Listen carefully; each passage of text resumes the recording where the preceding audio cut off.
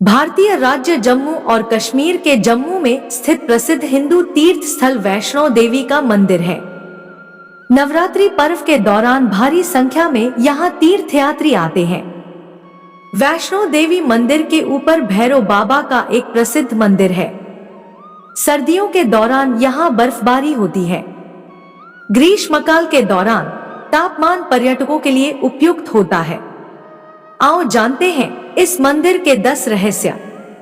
एक लगभग 5200 फीट की ऊंचाई पर त्रिकुटा पहाड़ी पर स्थित यह भारत में तिरुमला वेंकटेश्वर मंदिर के बाद दूसरा सर्वाधिक देखा जाने वाला धार्मिक तीर्थ स्थल है। कटरा से ही वैष्णो देवी की पैदल चढ़ाई शुरू होती है, जो भवन तक करीब 13 किलोमीटर और भैरव मंदिर तक 14.5 किलोमीटर है। 2. त्रिकुटा की पहाड़ियों पर स्थित एक गुफा में माता वैष्णो देवी की स्वयंभू 3 मूर्तियां हैं। देवी काली दाएं, सरस्वती बाएं और लक्ष्मी मध्य पिंडी के रूप में गुफा में विराजित है। इन तीनों पिंडियों के सम्मिलित रूप को वैष्णो देवी माता कहा जाता है। 3. इस स्थान को माता का भवन कहा जाता है। पवित्र गुफा की लंबाई 98 फीट है। इस गुफा में एक बड़ा चबूतरा बना हुआ है।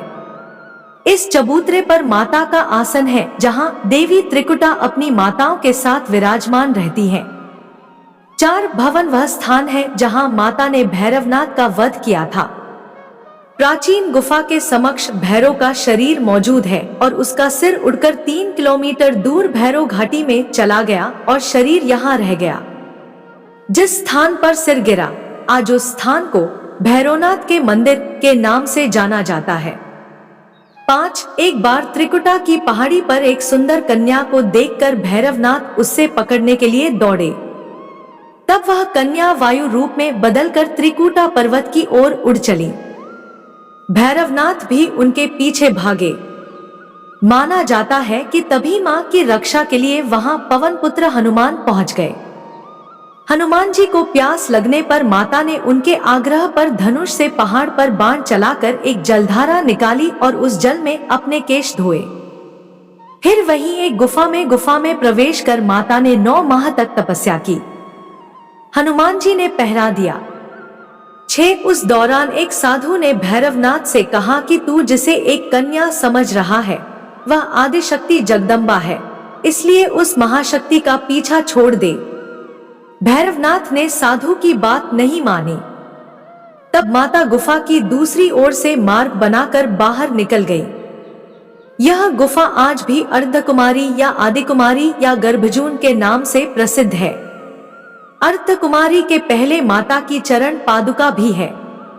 यह वह स्थान है जहां माता ने भागते भागते मुड़कर भैरवनाथ को देखा था। 7. भैरवनाथ गुफा के द्वार पर आ धमका। अंत में गुफा से बाहर निकलकर कन्या ने देवी का रूप धारण किया और भैरवनाथ वापस जाने का कहकर फिर से गुफा में चली गई। लेकिन भैरवनाथ नहीं माना और गुफा में प्रवेश करने लगा। यह देखकर माता की गुफा कर पहरा दे रहे हनुमान जी ने उसे युद्ध के लिए ललकार और दोनों का युद्ध हुआ। युद्ध का कोई अंत नहीं देखकर माता वैष्णवी ने महाकाली का रूप लेकर भैरवनाथ का वध कर दिया। 8. कहा जाता है कि अपने वध के बाद भैरवनाथ को अपनी भूल का पश्चाताप हुआ और उसने मां से क्षमादान की भीख मांगी। माता वैष्णो देवी जानती थी कि उन पर हमला करने के पीछे भैरव की प्रमुख मंशा मोक्ष प्राप्त करने की थी। तब उन्होंने न केवल भैरव को पुनर्जन्म के चक्र से मुक्ति प्रदान की, बल्कि उसे वरदान देते हुए कहा कि मेरे दर्शन तब तक पूरे नहीं माने जाएंगे जब तक कोई भक्त मेरे बाद तुम्हारे दर्शन नहीं करेगा।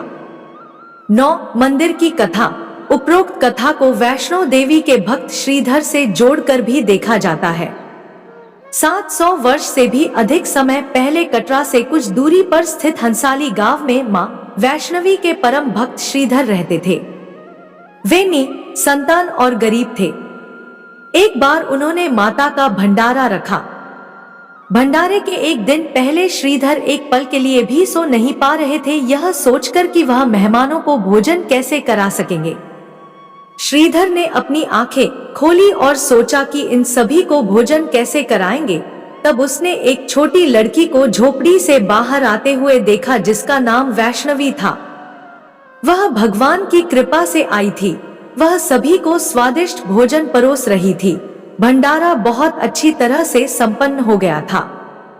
भंडारे के बाद श्रीधर उस छोटी लड़ी वैष्णवी के बारे में जानने के लिए उत्सुक थे, पर वैष्णवी गायब हो गई और उसके बाद किसी को नहीं दिखी।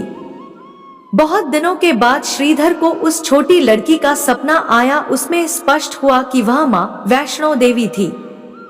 माता रानी के रूप में आई लड़की ने उसे गुफा के बारे बताया और 4 बेटों के वरदान के साथ उसे आशीर्वाद दिया। श्रीधर एक बार फिर खुश हो गए और मां की गुफा की तलाश में निकल पड़े और कुछ दिनों बाद उन्हें वह गुफा मिल गई। तभी से वहां पर माता के दर्शन के लिए श्रद्धालु जाने लगे। 10 इस पवित्र गुफा में एक और चमत्कार देखने को मिलता है। इस गुफा से पवित्र गंगाजल निकलता रहता है। इस गुफा को गर्भ गुफा के नाम से भी जानी जाती है, क्योंकि मान्यता है कि मां वैष्णो ने 9 महीने इस गुफा में ऐसे रही। इस गुफा में केवल एक बार ही जा सकता है, दोबारा उस गुफा में नहीं जा सकता है। जो व्यक्ति इस गर्भ गुफा के अंदर ठहर जाता है वह पूरी जिंदगी सुखी जीवन व्यतीत करता है। प्राचीन ग्रंथ ऋग्वेद में भी इस त्रिकुट पर्वत का वर्णन किया गया है। मान्यता है कि मां पार्वती के आशीष का तेज इस गुफा पर पड़ता है, जिसकी आराधना में 33 करोड़ देवता हमेशा लगे रहते हैं। कुछ समय पहले यह गुफा काफी सक्रिय थी, जिसकी 1977 में एक नई गुफा बनवाई गई है, जिसमें एक गुफा में लोग मंदिर के लिए प्रवेश करते हैं और दूसरी गुफा से बाहर निकल जाते हैं। कहा जाता है कि इस गुफा के दर्शन कम ही लोग कर पाते हैं और मां वैष्णो देवी का दर्शन बस किस्मत वाले ही कर पाते हैं। मां वैष्णो देवी की गुफा में भैरव का शरीर रखा गया है। मां वैष्णो ने भैरव को त्रिशूल से मारा था और उसका सिर उड़कर भैरव घाटी में चला गया था, तभी से वह शरीर वहीं मौजूद है।